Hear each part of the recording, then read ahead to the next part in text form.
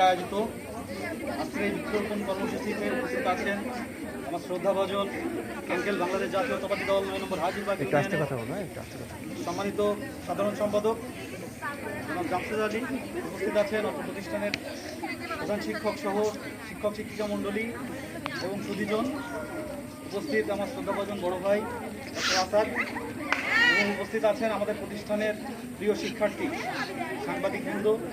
সবাইকে আমার আন্তরিক শুভেচ্ছা ও সালাম। আসসালামু আলাইকুম।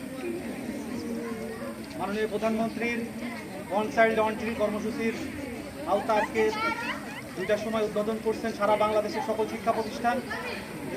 বৃক্ষরোপণ কর্মসূচির মাধ্যমে আমাদের প্রধানমন্ত্রী তারেক রহমানের 25 কোটি যে বৃক্ষরোপণ করবেন তারই অংশ হিসেবে আজকে Banka Hajirbag ideal girls school and college সবসময় শিক্ষার ভিতরে না, শিক্ষার বাইরে সামাজিক কাজের ভিতরে যে এগিয়ে থাকি আমরা, তারই একটা দৃষ্টান্ত স্বরূপ আজকে আমরা বৃক্ষরোপণ কর্মসূচিতে সবাই উপস্থিত হয়েছি।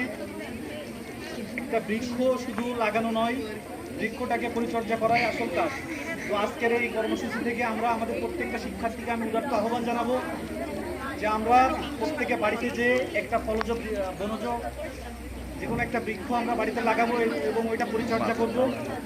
এবং বর্তমান যে গ্লোবাল ওয়ার্মিং, প্রচণ্ড গরম আজকে আমরা সবাই উপলব্ধি করছি, এই গরমটার কারণ হচ্ছে জলবায়ু পরিবর্তন হচ্ছে, আমাদের সবুজ বৃক্ষর অভাব, গাছের অভাব। তো আমরা প্রত্যেকে দায়িত্ব নিয়ে আমাদের নিজ আঙিনায় যেন একটা করে গাছ লাগাই। আমরা প্রতিজ্ঞাবদ্ধ হবো আজকে সকল শিক্ষার্থী সহ আমাদের সুযোজন সবাইকে আমি উদাত্ত আহ্বান জানাবো, প্রত্যেকে একটা করে গাছ লাগাবো এবং গাছটাকে পরিচর্যা করে বড় করবো। কি পারবো না সবাই? ইনশাল্লাহ হবে তো সবাই একটা করে আমরা কিন্তু গাছ লাগাইতে হবে। তো আজকে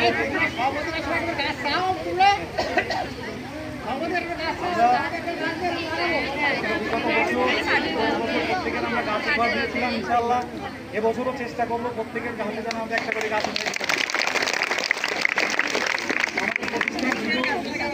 আমাদের শিক্ষক এবং আমাদের সুধীজন শ্রদ্ধাভাজন আঙ্কেল বাংলাদেশ জাতীয়তাবাদী দলের পক্ষ থেকে